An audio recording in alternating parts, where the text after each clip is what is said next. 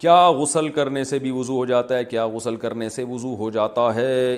میں نے اس بارے میں کئی باتیں سنی ہیں. کوئی کہتا ہے ہو جاتا ہے، کوئی کہتا ہے وضو کی نیت کرنا ضروری ہوتا ہے ورنہ نہیں ہوتا، کوئی کہتا ہے وضو الگ سے کرنا چاہیے، نہانے سے وضو نہیں ہوتا.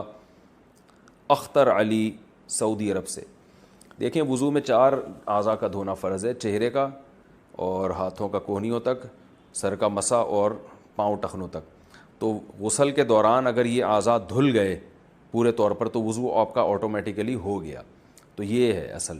باقی سنت عمل یہ ہے، صحیح طریقہ یہ ہے کہ جب غسل کیا جائے تو آپ صلی اللہ علیہ وسلم نے جو غسل کا طریقہ سکھایا، پہلے وضو کریں پھر مکمل غسل کریں. یہ اچھا طریقہ ہے. لیکن اس پر عمل نہیں بھی کیا، ایسے ہی پانی بہا دیا تو بھی وضو آپ کا آٹومیٹیکلی خود بخود ہو جائے گا، دوبارہ وضو کی ضرورت نہیں ہے. جاگنے کے بعد ہاتھ دھونے کا شرعی حکم. صبح جاگنے کے بعد ہاتھ کو دھونے کا جو حکم ہے، اس کی شرعی حیثیت کیا ہے؟ نیز آج کل نل سے پانی لیا جاتا ہے، تو کیا ہاتھ دھونے کے بعد نل پر پانی بہانا بھی ضروری ہوگا؟ مسز فیصل آباد سے.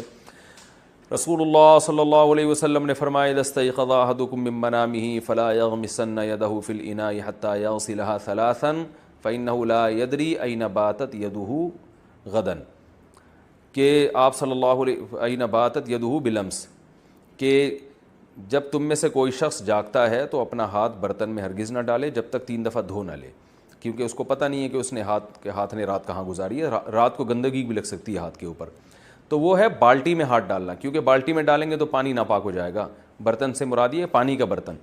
تو آج کل جو نلکے ہیں تو اس سے ہاتھ دھو لیں تو وہ تو بہت اچھا ہو جائے گا. باقی یہ کہ نلکے کو بھی ہاتھ سے دھونا ضروری ہے، دھو لیں تو کیا جا رہا ہے، تھوڑا سا چلو لے کے نلکے کے اوپر ڈال دیا. تو اس میں البتہ وہمی نہ بنے، کیونکہ پھر وہ جہاں جہاں جیسے کرونا وائرس پھیل رہا ہے نا، تو ایسے لوگ سمجھتے ہیں ناپاکی بھی پھیلتی ہے.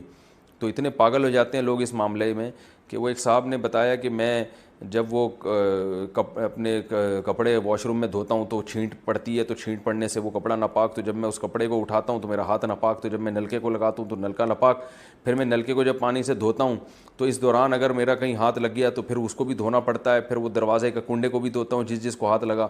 تو یہ کرونا وائرس والے اتنی احتیاط نہیں کر رہے جتنا یہ تو اتنا پاگل نہ ہو جائیں. ناپاکی کے مسائل میں بس اعتدال سے چلنا چاہیے، بہت زیادہ غیر محتاط بھی نہ ہو جائیں اور بہت زیادہ احتیاط بھی نہ کریں، درمیان